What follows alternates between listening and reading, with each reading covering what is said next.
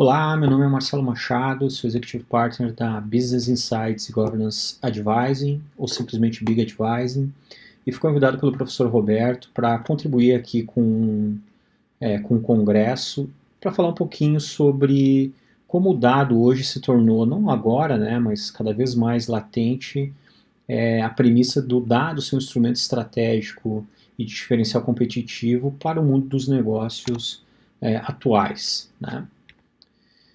Aqui é o meu currículo, só para passar rapidamente, né, minha experiência. Sou um profissional que tem 22 anos de experiência em projetos de governança de dados, governança corporativa, fiz bastante projetos com foco em redução de custos, redução de perdas e otimização de receitas, e também de ganhos e eficiência de processos. Ultimamente desenvolvi bastante projetos relacionados à parte de data governance, data management, implementação de ambientes analíticos, e tenho experiência em várias indústrias, né? Manufatura, consumo, serviço, construção.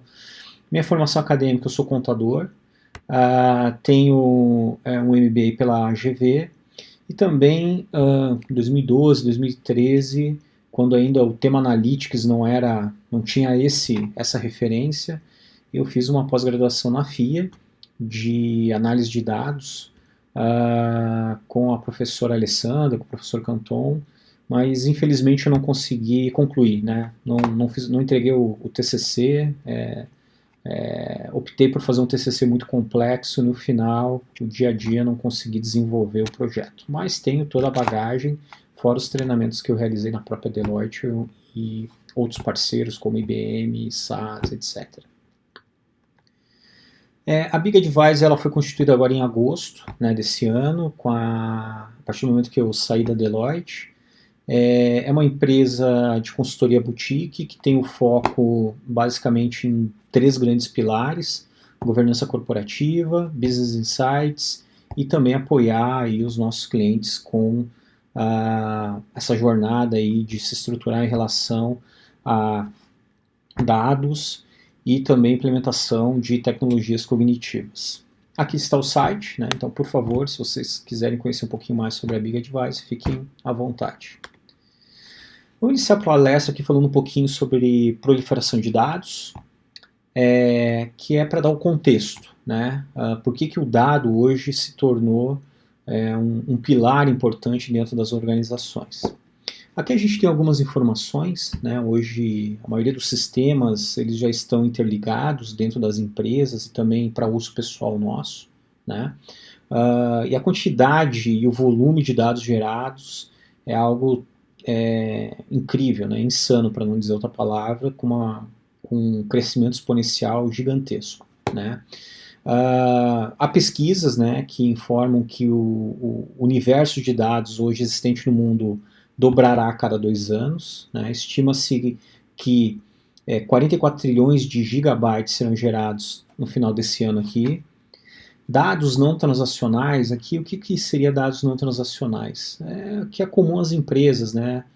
Faturamento, contabilidade, gerar um pedido de venda, gerar uma nota fiscal, ou seja, que extrapola os processos normais das empresas. Esse tipo de dado ele tem um crescimento 50 vezes maior do que os dados transacionais, ou seja, hoje há uma onda de captura de dados fora da parte transacional dos negócios que é muito grande, né? O Gartner fez uma análise, né, e que até final desse ano haverá mais de 26 bilhões, né, de dispositivos conectados, mas ainda há uma projeção aí futura, né, ele não menciona o ano exatamente, mas que isso aí pode chegar a 50 bilhões, ou seja, instrumentos, né, aí a gente fala um pouquinho de IoT, desde algo extremamente sofisticado, um relógio nosso que a gente corre e mede o batimento cardíaco, né? Então são instrumentos que capturam dados. Isso aqui há uma expectativa, né, de ao final desse ano ter 26 bilhões, mas ao final de algum determinado tempo aí 50 bilhões, né? E aí, com todos esses dados, né, lógico que a gente está falando tanto dados não só de empresas, mas dados de maneira geral. Se a gente for para um lado de negócio, né, Hoje a análise desses dados ela ainda é muito arcaica, né? Tudo bem que tem empresas que têm data lake, que tem já algo mais estruturado, mas no final sempre há o bom e velho Excel, né? Mas isso aí não significa eficiência, né? Você pode até analisar o dado, mas você pode não analisar o dado de uma maneira eficiente e de uma maneira atemporal, né? Para que a informação esteja disponível quando os executivos precisam efetivamente tomar suas decisões. E há um desperdício muito grande, né? Aqui também tem estudos do IDC, né? Onde ele menciona que 6 bilhões de horas por ano são gastas com trabalho de planilha. É uma mensuração aí de uma pesquisa que foi feita. Cada pessoa, né, um analista, ele gasta em média 26 horas por semana trabalhando nas planilhas, ou seja, fazendo um trabalho braçal e não, né, olhando e tirando as conclusões e atuando em cima desses dados.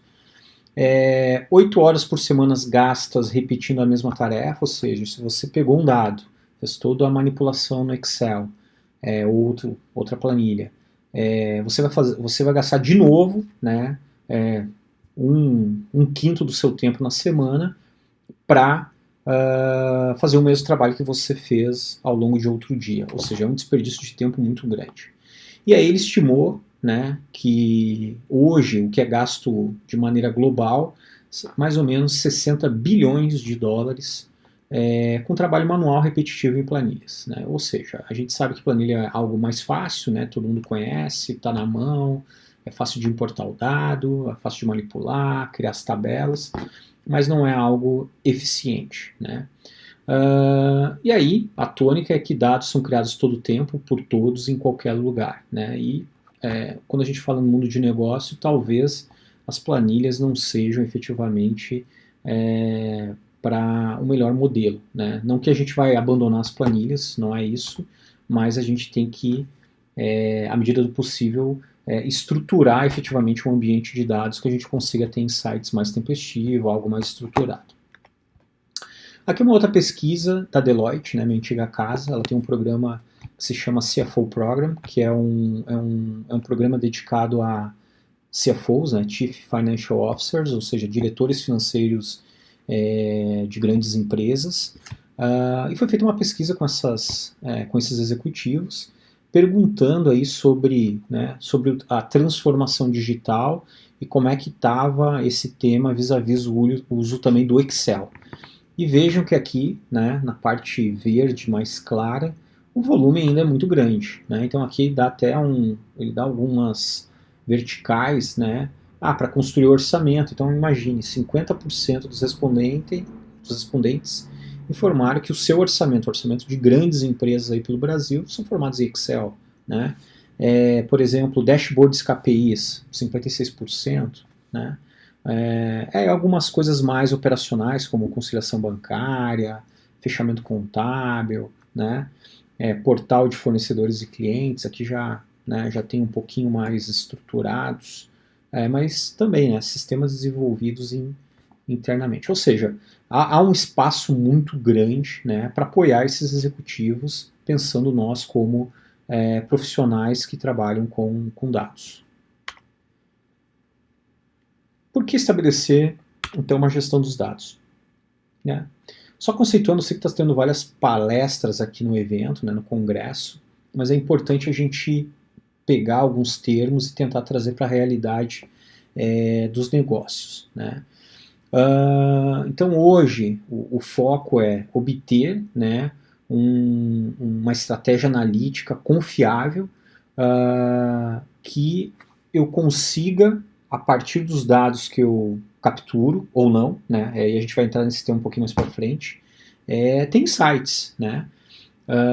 Então, quando a gente fala de analytics, né, há 3 grandes tendências para que possamos usar o analytics. Uma demanda, aqui a gente colocou implacável, né, por desempenho consistente, enquanto gerencia proativamente os riscos das companhias, né, ou seja, eu estar sendo informado do que está acontecendo, de uma maneira tempestiva e confiável. Maior fiscalização regulatória, né? Então cada vez mais eu tenho atribuições regulatórias que eu preciso ter dados para ter a gestão adequada. E por fim, e um dos mais importantes, ou o mais importante desses 3 itens, é que quantidades de dados exponencialmente crescentes para processar, compreender e reagir, né? Hoje, o volume de dados que a gente tem, se a gente não tiver uma estratégia efetiva para capturar esse dado, processar, gerar insights de uma maneira atemporal, isso é um fator vamos dizer assim, estratégico, de competitividade, de sobrepor aos meus concorrentes e até, né, numa análise mais, dependendo do meu tipo de negócio, até de sobrevivência, né? Então, o Analytics é o uso extensivo de dados, né, para tomada de decisão integrada, um resumo aqui, né? Então, a gente analisa os fatos e toma a decisão de uma forma integrada. Aqui embaixo, aqui do lado colocamos um frame, ok? Onde, quando falamos um pouquinho de Analytics, né, nós temos uma análise retrospectiva, que eu vou analisar o que realmente aconteceu. Eu tenho uma análise com foco em insights, ou seja, descoberta de dados, eu vou verificando, fazendo correlações ali, à medida que eu vou compreendendo o dado, né, fazendo o telling story, e também, em termos de prospectiva, trabalhando com modelos aí preditivos, tentando entender o que aconteceu, com base, vamos dizer, modelos estruturados que aconteceu, né, identificar a causa raiz e matar ela, dependendo para onde eu queira ir da minha análise. Aí a gente vai ver alguns exemplos aqui, vai ficar melhor compreendido, né? Então, o que suporta isso é justamente esse frame, né? Eu tenho uma parte de data management para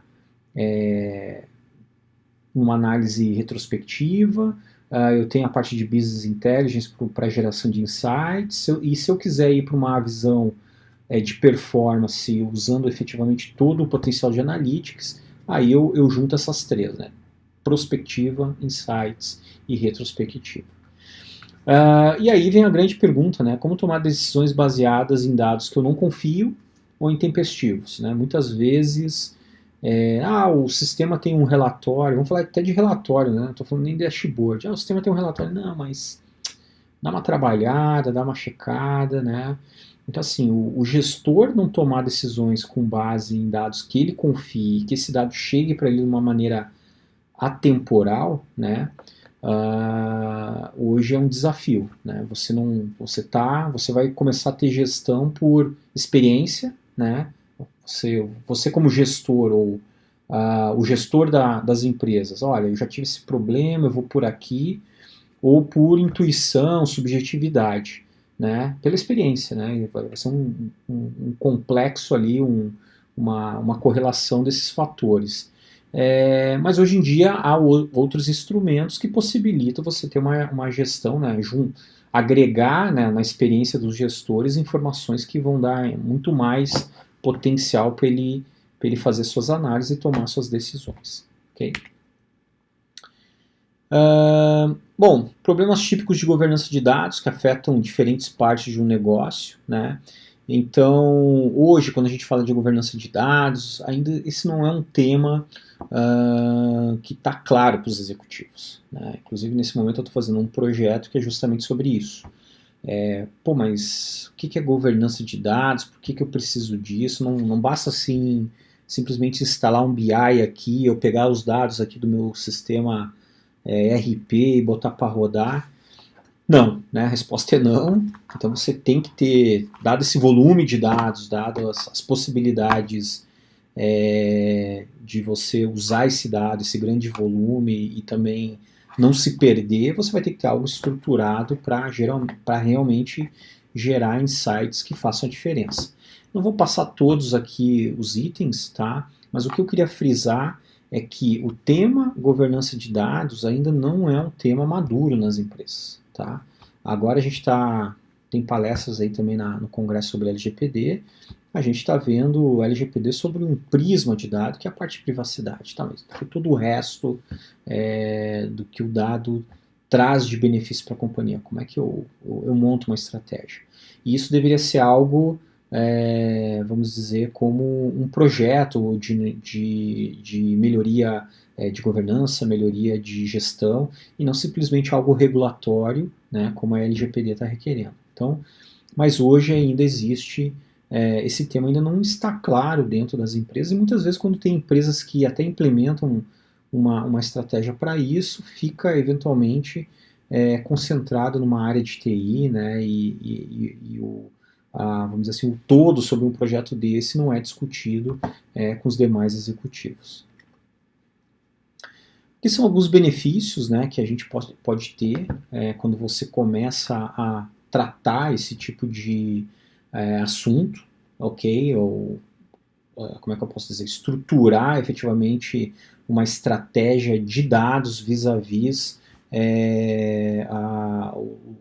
o direcionamento estratégico da companhia, ok? Que a gente vai ver no próximo slide um pouquinho sobre isso.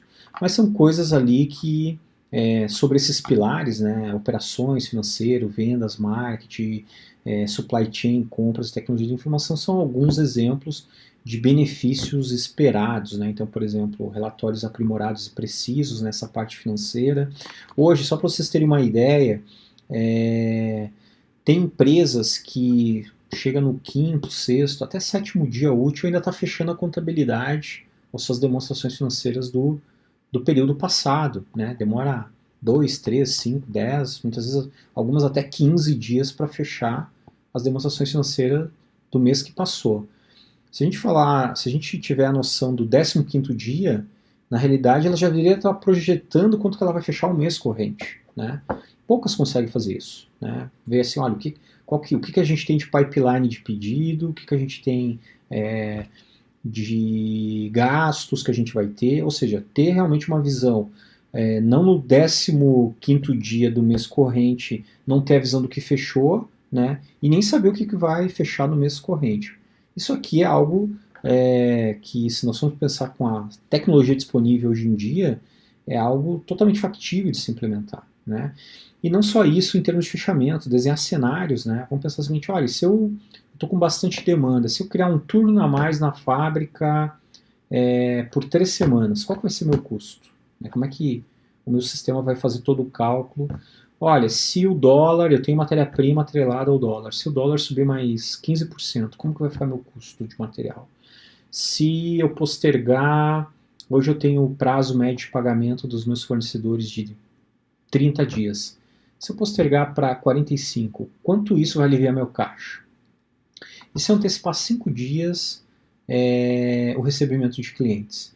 Então são essas informações, pessoal, que são informações teoricamente simples, né, para tomar decisão, né? Vamos forçar aí, no bom sentido, ver aqueles fornecedores que querem trabalhar com a gente, ou vamos dar a possibilidade de trabalhar com os fornecedores que aceitem 60 dias de pagamento. Mas o que isso vai afetar meu caixa? A resposta tinha que ser automática, né? E hoje em dia há ferramentas para fazer isso, mas posso garantir para vocês que muitas empresas não têm esse tipo de instrumento, né? Política de price, né, quando a gente fala de vendas, né, o que vai alterar se quanto eu vou ganhar de receita adicional se eu aumentar um pouco aqui a minha margem fazendo uma combinação de produtos, né? Então esse tipo de análise que dando exemplos práticos, né, do que as companhias poderiam fazer, mas eventualmente hoje há uma limitação porque o dado está disponível, mas elas não conseguem trabalhar esse dado de uma maneira que ajude, né, de uma forma tempestiva o seu negócio e a tomada de decisão. Vou dar alguns exemplos aqui. Isso aqui é a relação seguinte, um outro ponto importante. O dado existe, mas muitas vezes falamos um pouquinho sobre o trabalho manual que temos, né, para fazer com que esse dado seja usável, né? O que acontece? Muitas vezes o dado que a empresa precisa também para fazer todas essas análises, ele está disponível, tá? Mas ele não é capturado. Ou ele está disponível, mas ele está disponível num papel.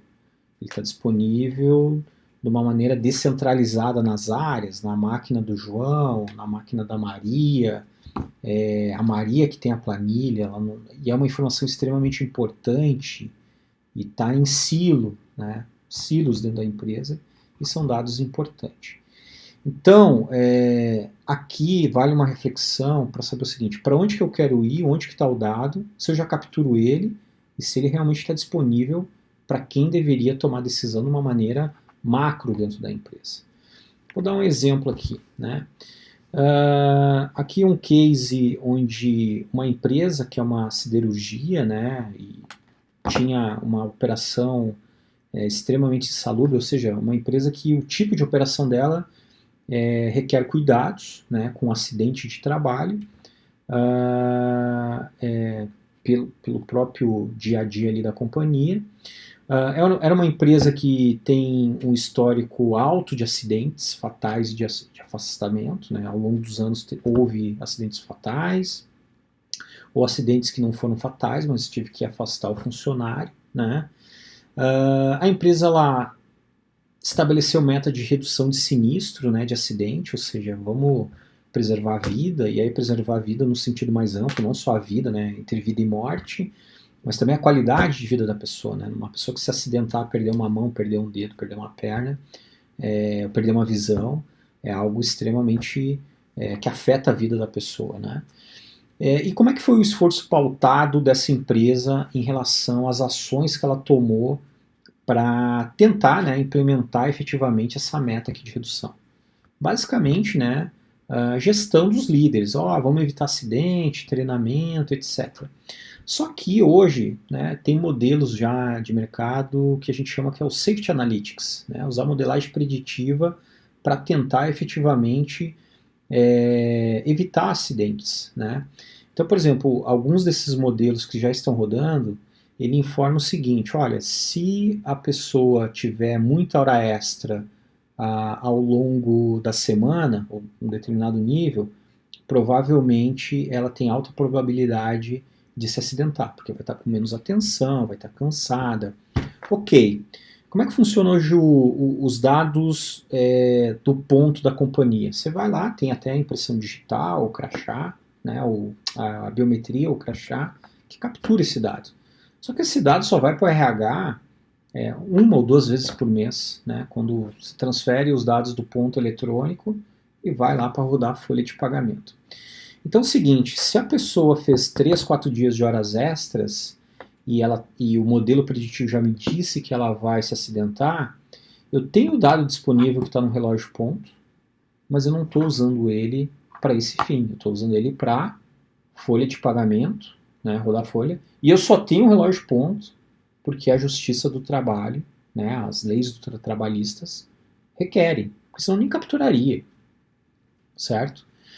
Então esse é um exemplo que muitas vezes a informação ela está disponível, eu poderia usar ela para essa, vamos dizer assim, propósito nobre, né, salvar vidas de um acidente de trabalho, mas eu não capturo, né, ou quer dizer, eu capturo, mas não trabalho ela de forma temporal. Todo dia eu deveria coletar o dado do relógio eletrônico, né, e fazer, e ver, o funcionário aqui da seção X, ele está com um volume de hora extra muito grande, vamos dar uma folga para ele, senão vai dar problema.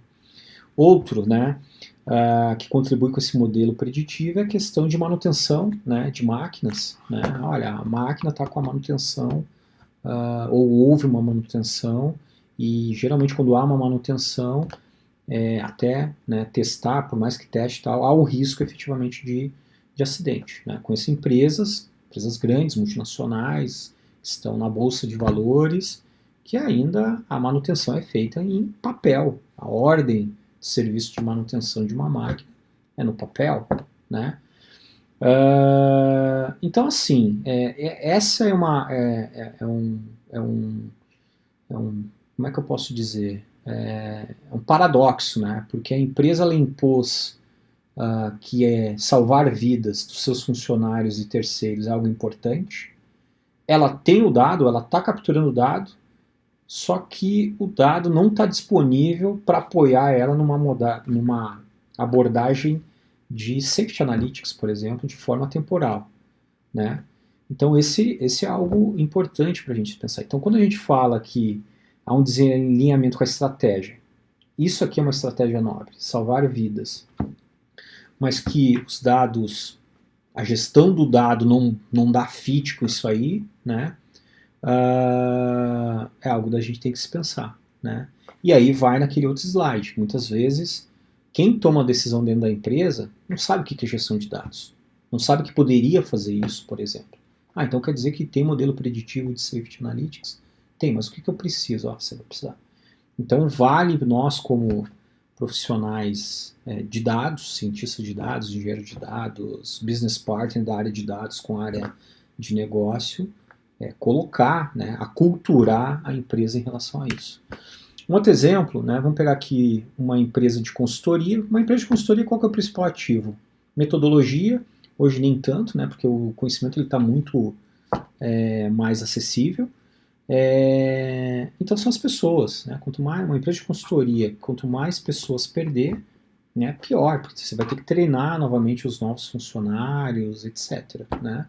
Então uma empresa de consultoria que tinha alto volume de turnover, em torno de 30% ao ano, ou seja, a cada 3 anos e meio, ou 3 anos e um quarto, ela trocava todos os seus funcionários. 30% de turnover é um turnover muito alto. Tinha meta de redução desse turnover, e também isso visava estabelecer um senso de pertencer, e não simplesmente ser algo volátil. Eu vou trabalhar nessa empresa que ela vai me possibilitar nome no currículo para gerar um trampolim para eu conseguir um emprego melhor. Ou seja, ter efetivamente o senso de querer trabalhar ali, se desenvolver ali. Isso aí vai diminuir o turnover. O esforço para reduzir o turnover, qual que era? Era somente no endomarketing. Olha, vem, vamos fazer campanhas, vamos dar treinamento, Só que, se você for fazer uma modelagem preditiva de People Analytics, para ver por que as pessoas estão saindo, vamos entender qual é o perfil das pessoas que saem aqui, não conseguiria. Por quê? Porque, por exemplo, informações de entrevista de desligamento está num papel, ou e-mail, total, um dado não estruturado. Informações de treinamento está numa planilha lá do RH, quem fez o treinamento, qual que foi a avaliação do treinamento, a pessoa gostou do treinamento, ela gostou do instrutor. Quais clientes que essa pessoa está trabalhando, Então, assim, que indústria? Financeira, manufatura, consumo, construção, Será que ela queria trabalhar ali? Ou, e se chegar à análise que as pessoas da indústria, que trabalham na indústria de manufatura, têm mais probabilidade de sair? Será que não deveria... Então, essas análises estão tudo dispersa, Onde que ela trabalha está com o pessoal lá que programa os projetos, o treinamento está com o RH, a entrevista de desligamento muitas vezes ficava na gaveta do gestor, Então, novamente, você captura informação, que é um outro exemplo de real, de empresa que captura informação, mas a informação não é usada para nada. E veja que ela tem um objetivo estratégico extremamente nobre, O propósito é muito importante para o seu negócio. Reduzir turnover, que você reduz isso aqui para 20%, 15%, já é um esforço muito grande. Então são 2 exemplos aqui, pessoal, que ilustram esse título. Desalinhamento entre estratégia e objetivos de negócio e a gestão do dado, certo? Deixa eu dar mais 2 exemplos aqui, que é importante, Até dei alguns exemplos aqui, que muitas vezes a captura do dado, ela não requer tecnologia de ponta, Você pode capturar o dado perguntando para a pessoa. O problema é o que você faz depois com esse dado. Como é que você organiza esse dado, como é que você cataloga esse dado, como é que você deixa ele disponível. Aí tem um outro case que eu acho interessante, isso aqui é um case até que é uma experiência pessoal minha também, Vamos pegar uma empresa de um supermercado, Supermercado. Qual que é a meta do supermercado? Primeiro, fidelizar cliente, e você vai conseguir isso a partir do momento que você tenha os produtos que deem fit à preferência do cliente, ou seja, você tem que estar vendendo produtos que o cliente queira comprar a um preço que ele queira pagar. E há uns 10, 12 anos atrás eu fazia exemplo, a minha esposa comprou no supermercado. Sempre que eu passava no caixa, a pessoa do caixa ela era treinada para me perguntar: olha, o senhor deixou de comprar algo porque não tinha na loja? E a gente falava: olha, faltou o chocolate tal. Ah, eu queria comprar um arroz para fazer risoto, só tinha importado, não tinha, por exemplo, da marca X, eu não comprei. Então ela me perguntava se eu queria comprar algo que eu não achei na loja. E ela me perguntava também, teve alguma coisa que tinha na loja, mas você não comprou porque estava caro? Né? Lógico, poderia falar tudo, né? Sendo bem extremo. Mas não, olha, então, por exemplo, esse arroz. Ó, arroz para fazer risoto, eu vi que só tinha importado, tô acostumado a pagar o nacional, tava o dobro do preço, né? E ela não estava. Alguém, provavelmente, né, em todas as lojas dessa rede, depois planilhava esse negócio, fazer alguma análise. Então, pessoal, aqui um exemplo que muitas vezes um dado que é importante para o seu negócio, eu tenho que implementar tecnologias mirabolantes, instrumentos de IoT desenvolvido pelo Tesla, Não, não. Né? O esforço que você tem de capturar um dado, ele até pode ser relevante, mas eventualmente o dado que você precisa capturar, você não precisa de tecnologia de ponta, é o caixa ali do supermercado gastar 1 minuto, fazer 2 perguntas para você e anotar. Né? Talvez, eu me lembro que muitas vezes quando tinha uma fila muito grande, ela nem perguntava, né? Para não emperrar ali a passagem do produto no caixa. Mas é um caso. Então imagina que legal, né? Se todo cliente que fosse lá comprar não achava um produto, avisava, provavelmente a área de compras ia fazer uma análise, todo mundo está querendo comprar aqui o risoto, né? O arroz do risoto, né? Vamos colocar aqui na prateleira que vai vender, né? Então, agora, se o cliente foi lá, não achou, foi embora ou comprou outra coisa e deixou de comprar isso, você nunca vai saber, né? Então esse é um exemplo importante. Lógico, mas tem coisas mais sofisticadas, né? E aí a gente está falando efetivamente de instrumentos de IoT, né? Que hoje também a captura do dado, eu vejo, né? Não, estamos com uma o que eu queria dizer é o seguinte: o IoT não vai resolver o problema, né? Não vai resolver o problema. O IoT ele vai capturar o dado, mas depois o que você faz com esse dado, né? Se você vai usar ele para os objetivos estratégicos da empresa, é outra história. Qual que é o instrumento de IoT que eu acabei de falar no exemplo anterior? Relógio ponto por biometria. É um instrumento, eu vou ali, ponho o dedão, né? Passo, ele está capturando o dado da minha presença. Simplesmente encostar o meu polegar ou o meu crachá na catraca. É um instrumento de IoT. Naquele exemplo de Safety Analytics, o que eu vou fazer com esse dado? Nada.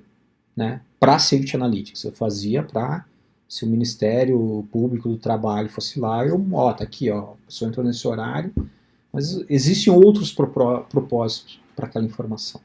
Né?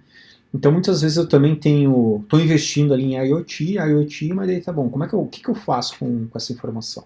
Né? Então, isso aí é algo que tem que ser uma estratégia de ponta a ponta, né? Deixar de seguir modas. Vamos ir para o IoT, vamos ir para os BIs.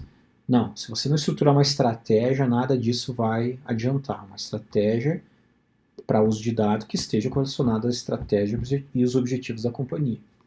Ok? Aqui, pessoal, vamos falar um pouquinho de linguagem de negócios. Talvez não seja algo, como é que eu posso dizer, uma linguagem fácil para todo mundo que esteja participando desse evento, mas eu vou tentar explicar um pouquinho. O que eu gosto mesmo é esse do meio aqui, que é o Economic Value Add. É um modelo que uma consultoria desenvolveu até bastante tempo atrás, que resumidamente é o seguinte: qual que é o melhor negócio que existe no mundo? É você investir pouco nos ativos necessários para o negócio rodar, que você fature muito, né? Que aquela máquina que você comprou permita que você tenha um volume grande e fature muito, e que você não precise, o teu custo para essa máquina rodar, para o teu negócio rodar, seja baixo.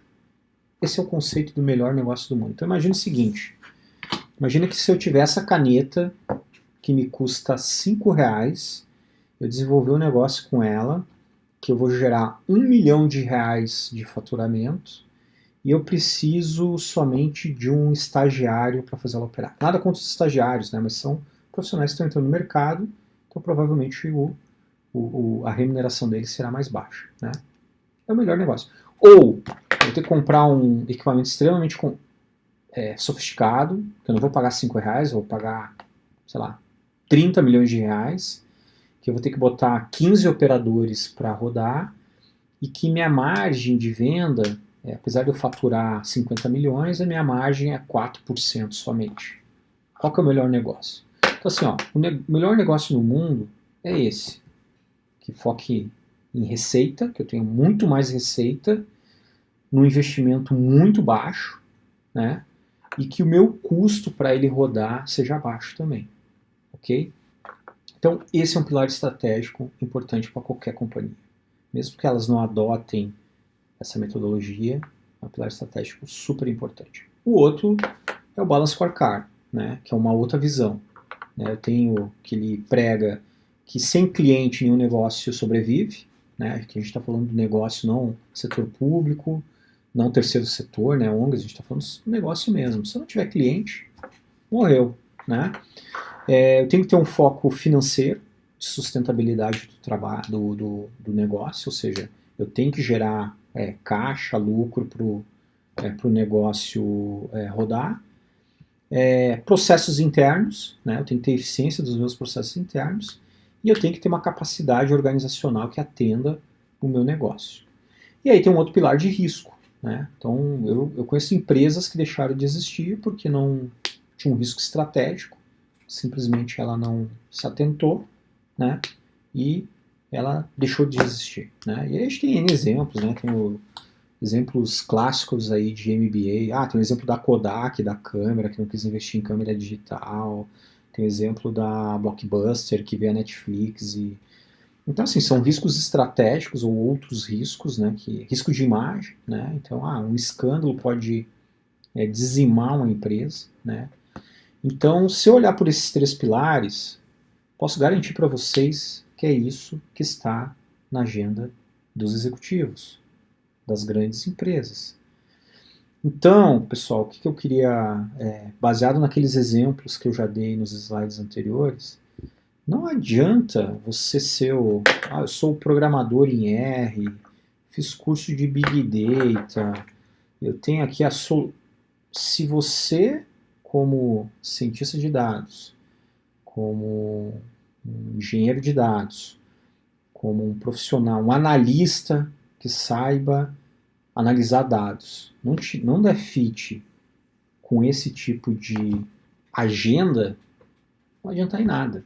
Né? Você vai ser um cara técnico, que a pessoa lá em cima, que não tem um conhecimento que você tem, muitas vezes, não vai conseguir entender o que você pode ajudar ele, né? Não estou generalizando, mas de uma maneira geral, né? E você vai ali rodar. Então, assim, o fator de sucesso para os profissionais que efetivamente lidam com dados é ter essa ciência em relação ao que está na agenda e trazer efetivamente contribuições para essa agenda. Né? Tá bom, custo, né? O exemplo que eu dei. Né? Um exemplo clássico, vamos falar de vendas, né? Um exemplo clássico, inclusive, isso aí eu estudei na pós que eu fiz. Um exemplo de mercado, né? Netcombo, né? A Net, eu não lembro exatamente o percentual, mas ela tinha um percentual de churn muito grande, né? Que é a perda da carteira de cliente. Clientes saíam, deixavam de assinar o serviço. Né? O que ela descobriu? Vamos atacar o churn, então. O que ela descobriu? O cliente que tem mais de um serviço tende a ficar, cliente que tem débito em conta tende a ficar, cliente que tem mais de um ponto de televisão na sua casa tende a ficar, cliente que tem alguns canais específicos tende a ficar, por exemplo, canais para criança tende a ficar. O que ela fez? Ela fez uma análise preditiva disso, né? Ou já tem os resultados aí que eu mencionei para vocês, descobriu as variáveis que impactavam o business, né? Ou que impactavam a alta do churn, e atacou as variáveis. Então não vamos vender mais serviços separados. Vamos vender o combo, vamos oferecer um desconto para a pessoa colocar em débito em conta, não vamos nem perguntar se ela quer um ponto adicional quando instalar a TV a cabo, já vamos levar 2 aparelhos. Isso aí, reduzir o churn. Você está falando aqui, crescimento ou manutenção de vendas. Então os cases que a gente tem que trazer para o executivo, ele tem que estar relacionado a isso, né? Risco, né? Vamos falar um pouquinho disso. Fraude, né?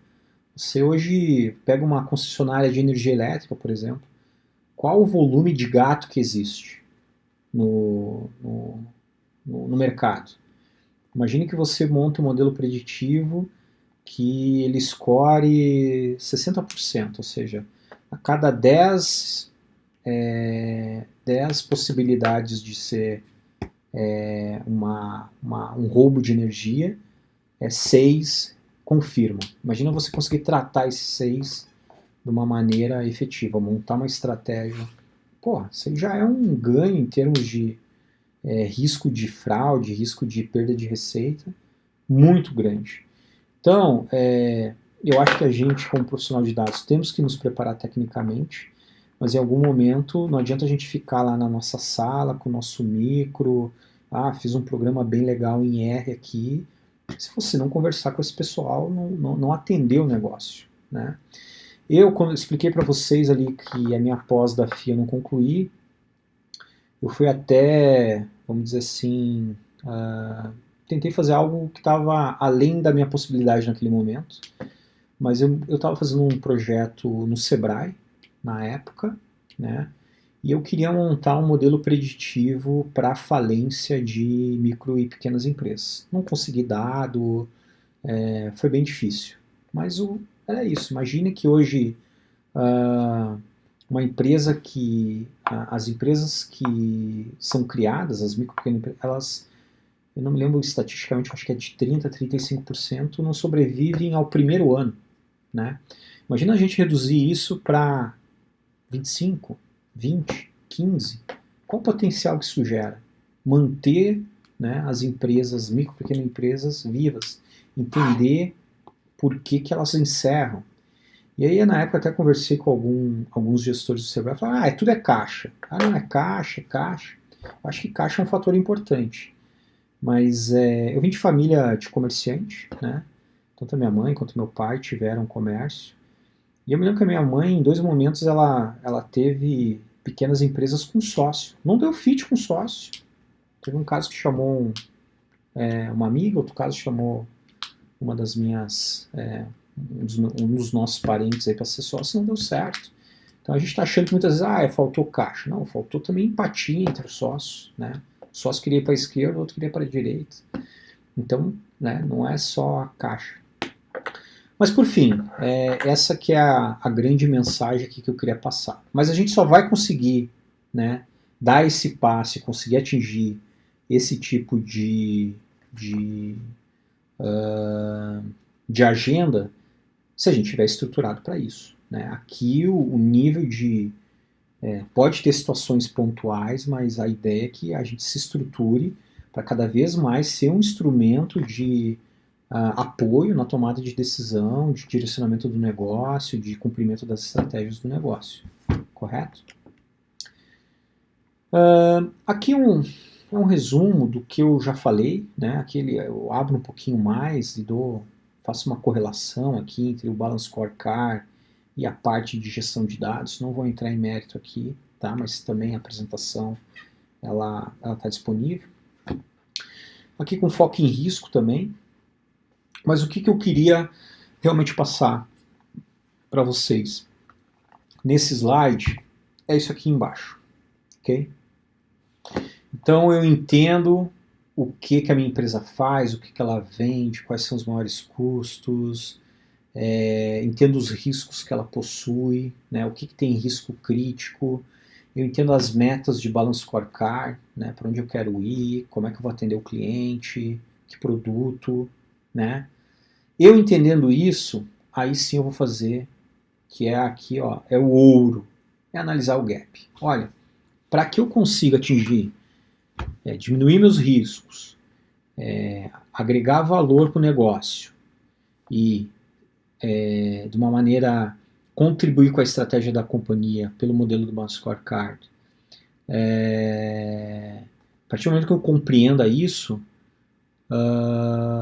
aí sim eu vou fazer uma análise dos gaps que essa agenda, ou esses pilares aí de gestão, né, tem em relação a dados. Você fala, putz, olha, risco, nós estamos aqui com risco de, por exemplo, não, um simples, né?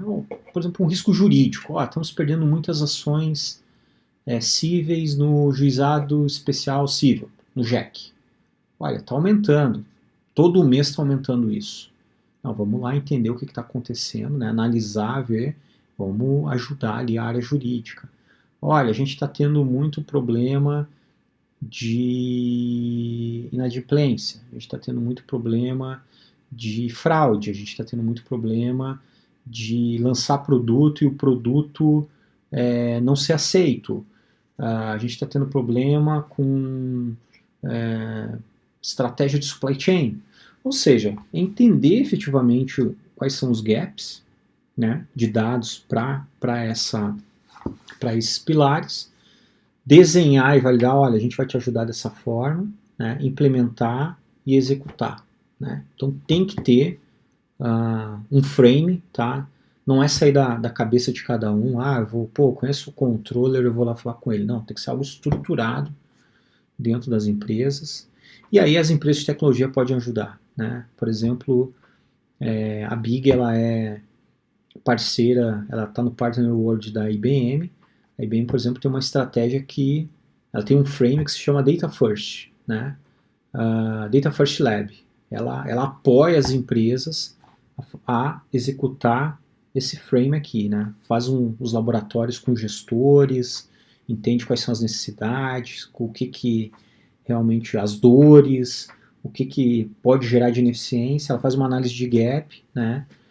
Do que precisa e dá o roadmap para o cliente. Isso aí, inclusive, dependendo do cliente, né? A maioria dos clientes sem custo, né? Então são algumas formas da gente acelerar essa agenda, ou seja, executivo versus o nosso conhecimento técnico, né? Pessoal, isso aqui eu não vou passar, tá? É o framework, toda a estruturação de uma área de governança de dados, de um processo de governança de dados, ou de um Enterprise Data Management, ele tem que ser estruturado, que é um modelo, né? Que tem alguns pilares. Não vou entrar nessa parte, tá? Mas é importante estar aqui no material que qualquer empresa que tenha essa estratégia, ela parta de um frame que possa ser compreendido no mercado, né? Aqui eu vou dar um outro exemplo, tá? Esse aqui é um exemplo de um projeto que eu fiz, né? E que vai bem ao caso, que é o seguinte: as empresas elas estão partindo para a criação de uma área de governança de dados. Né? Então tem empresas que já têm lá o CDO, tem empresas que já têm por mais que responda para a área de tecnologia, tem um time ali específico para analytics, para governança de dados, para data management. Né? Nesse caso aqui desse cliente, o que fez ele ir para essa estratégia? Então imagine que aqui, sempre olhando na visão, né, pessoal, executivo. Imagine que aqui embaixo eu tenho os executivos da companhia e aqui em cima eu tenho os sistemas legados, transacionais, onde tem as informações do dia a dia do negócio. Né? E não era um só, eram vários. Né? Imagina que a informação daqui, para ser trabalhada para os executivos, ela tinha alguns caminhos aqui. Então tinha situações que a gente viu que eu tinha um legado, que vejo que nessa área cinza são as estruturas sob gestão da área de TI. Então, por exemplo, eu tinha lá um DW ou um banco de dados SQL que estava fora da área de TI, nem o TI não tinha gestão sobre isso. Né? Ou simplesmente uma área ia lá e adquiria uma ou duas licenças do ClickView Desktop, né? E também TI não tinha gestão sobre essa ferramenta.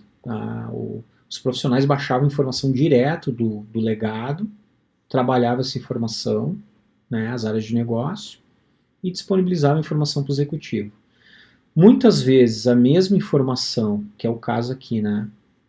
No caso aqui, ó, eu tenho duas informações, eu tenho uma base SQL, que eu tenho uma pessoa, um usuário mais operacional, passava uma informação para o executivo, e eu tinha um usuário mais avançado aqui, que a gente colocou a figura de um astronauta, um cientista de dados, que passava a mesma informação para o executivo de uma maneira totalmente diferente. Eu tinha situações onde informações, a mesma informação, ela passava para um DW, depois passava para um profissional, vinha para o executivo. Ou o cientista do dado buscava direto a informação no sistema transacional, impactando performance. Ou, nesse exemplo aqui, né, a mesma informação não tinha nenhuma camada analítica, era extração direto do legado e passava para... Cada um passava para um executivo informação errada. Isso aqui é normal nas empresas, tá, pessoal? Se você perguntar o faturamento para áreas diferentes, cada um vai te dar uma resposta. O faturamento foi 1 milhão. Você pergunta para a área de controladoria. O faturamento foi 10 milhões. Aí você pergunta para a área de vendas, ele vai dizer, não, o faturamento foi 8. Você vai entender... Não, mas 8, eu falei com um controller aqui, foi 10. Não, é que para vendas, venda intercompany, né, que eu vendo para empresas do grupo, não conta, porque senão me dá comissão. Se me dá comissão se eu vender para cliente. Então assim, para a área de vendas é 8 milhões. Aí você pergunta para a área de, talvez, recursos humanos, ou alguma outra área, vai falar, não, é 9. Não, porque aqui ó, o controller te passou 10, mas a gente estorna aqui os cancelamentos, devoluções de venda, ou essa BU aqui. Tá... Então, assim, é muito comum isso aí nas empresas, né? Você não tem informação única, né? Na realidade, você tem uma tag única do que é informação, mas o que é aquele dado efetivamente não é a mesma coisa, e você classifica da mesma forma, né? Então, num modelo desse, né, onde você tem legados e instrumentos e sistemas de gestão sobre a área de TI. TI também dando apoio com alguma estratégia analítica, mas você ter a possibilidade de baixar informações diretamente para plataformas analíticas fora da gestão da área de TI, criar bancos de dados departamentais. Esse é um cenário que eu posso dizer que muitas empresas têm e que não é o melhor modelo, né? E qual que é o problema disso? É aqui embaixo, falta de integridade, duas pessoas aqui fazendo a mesma coisa, né? Gastando horas e tempo, insegurança, né? Estou puxando dado aqui num banco de dados que está na rede e não tem a mínima... critérios de segurança da informação, privacidade agora com a LGPD, né? Morosidade, muitas vezes eu ponho um cara que, quando eu falo, né, aqui ó, no caso, botar um Excel aqui para rodar, né? Então, esse é um cenário que vamos pensar assim, naquela situação onde eu preciso munir os executivos de informação, sempre pensando nesses pilares aqui, né, nesses 3 pilares, é uma estrutura de gestão de dados que efetivamente não comporta, ok? Muito bem. Ok.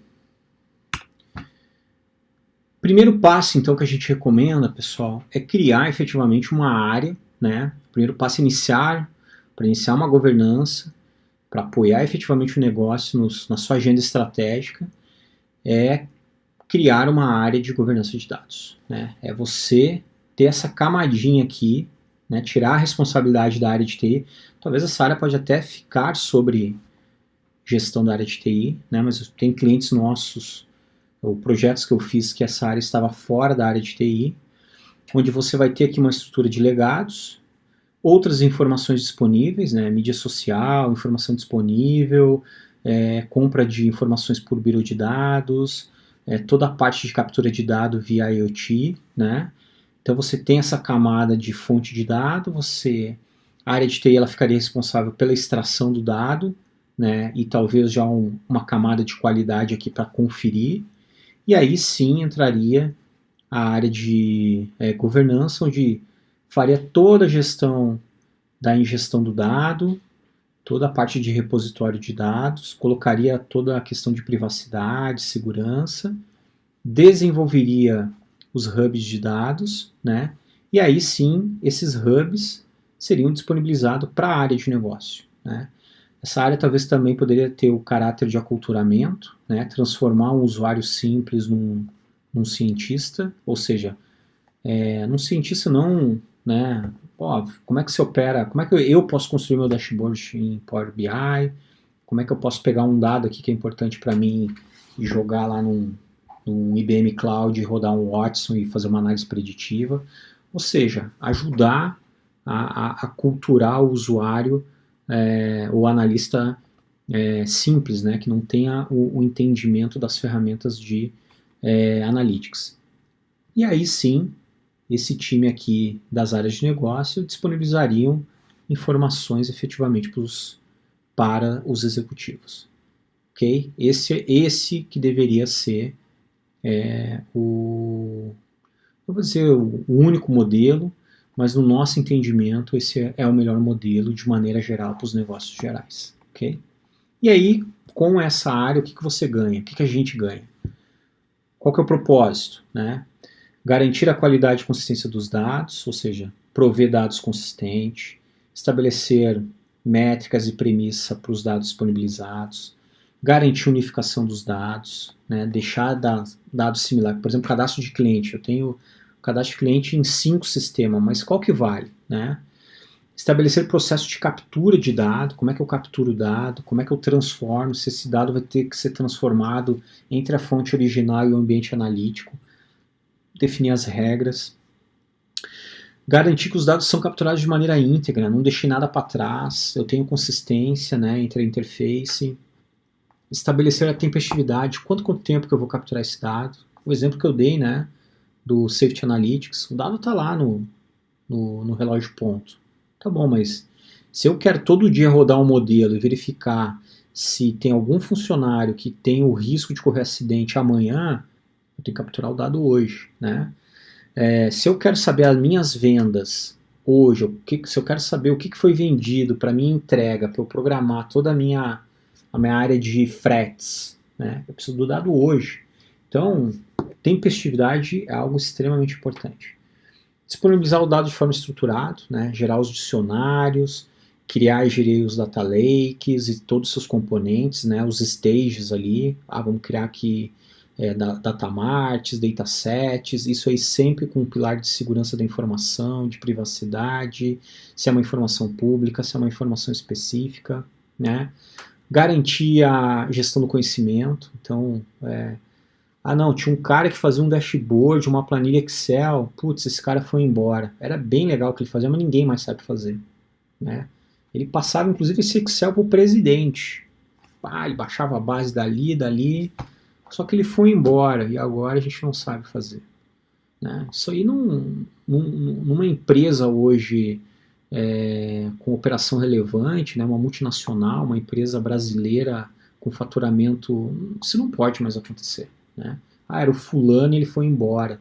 Tem aqui as planilhas, mas ninguém sabe fazer. Okay? E acontece.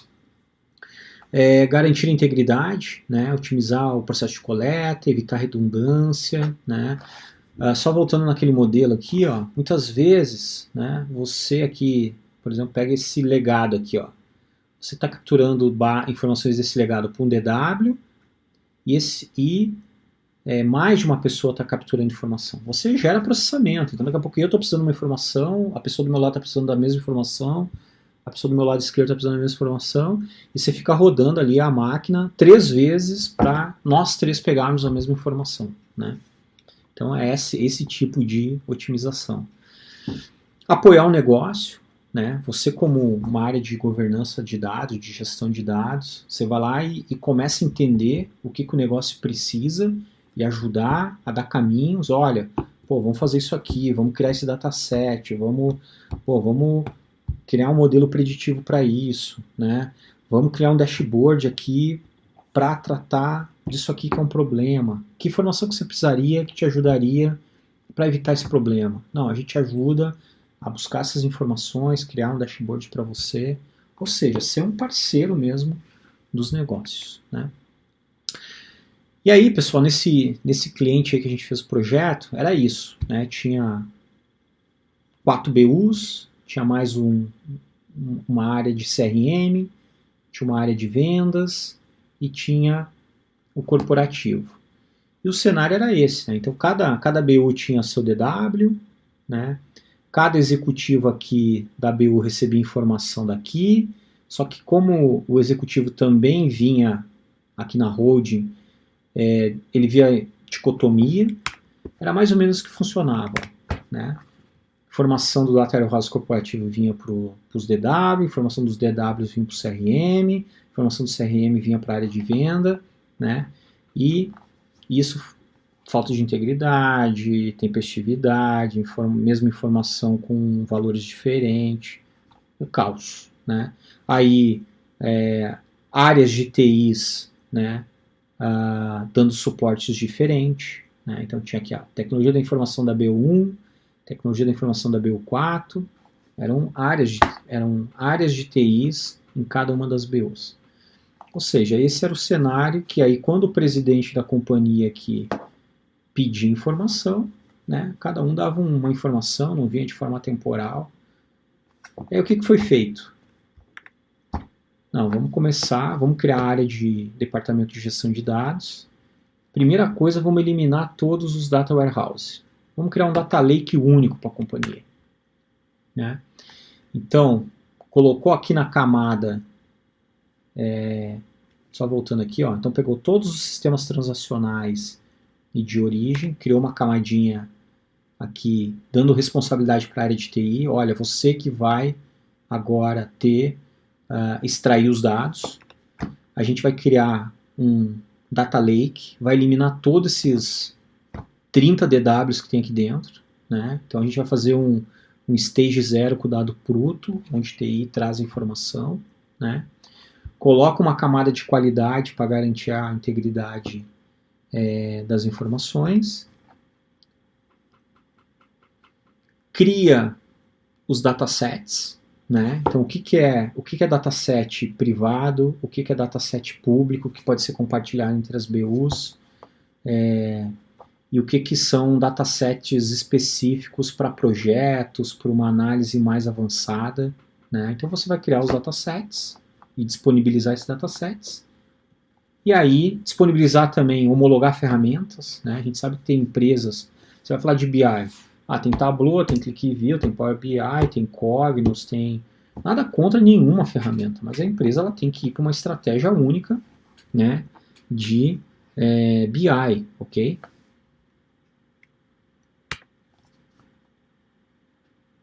A área de negócio, ela vai ser treinada, né? Então, equipe multidisciplinar, onde você vai alocar usuários e pessoas cientistas de dados para interagir aqui com o executivo, né? O que o executivo quer dessas pessoas, o que elas contribuem com os executivos para gerar um resultado melhor.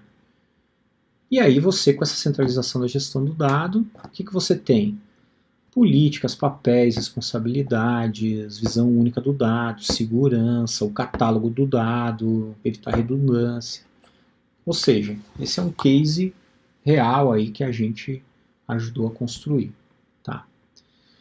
Aqui também é um exemplo, né, que a gente está chamando de estado da arte, mas é um resumo daquilo. Então, data source, cria o data lake com ambiente analítico, né, não só data lake, mas um ambiente analítico, e você disponibiliza todos os datamarts, não só datamart, mas, por exemplo, faz todo o gerenciamento de web service, vai consumir essa informação, cria lá um ambiente de sandbox para o pessoal trabalhar com os dados, né?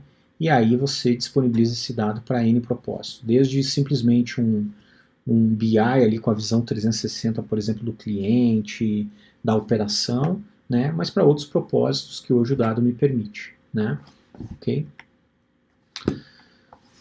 Último slide, né? Então, importante destacar, né, algumas mensagens.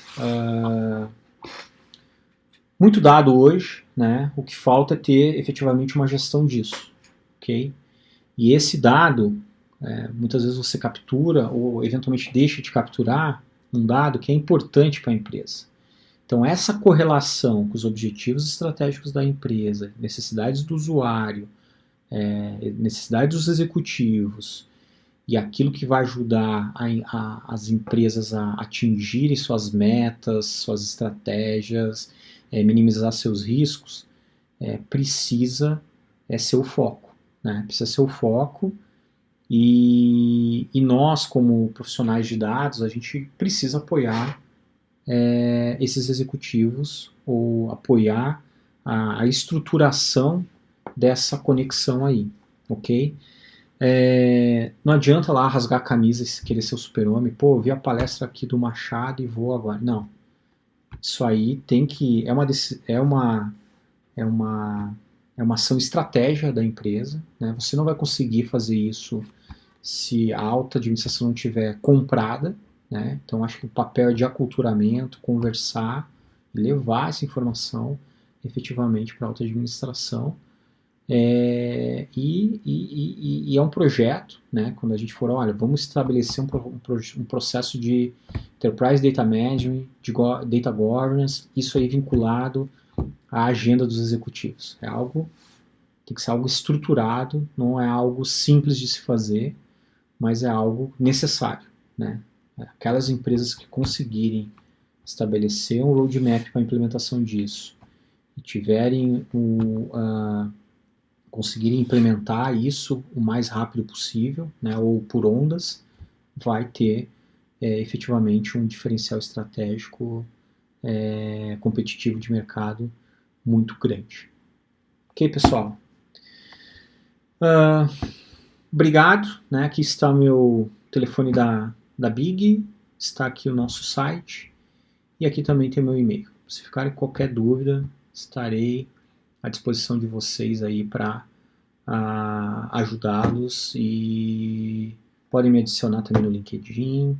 Para mim vai ser o maior prazer aí expandir a minha rede de relacionamento profissionais com profissionais aí da área de dados, com todos na realidade que tiverem interesse em participar desse congresso. Gostaria de agradecer novamente ao professor Roberto pelo convite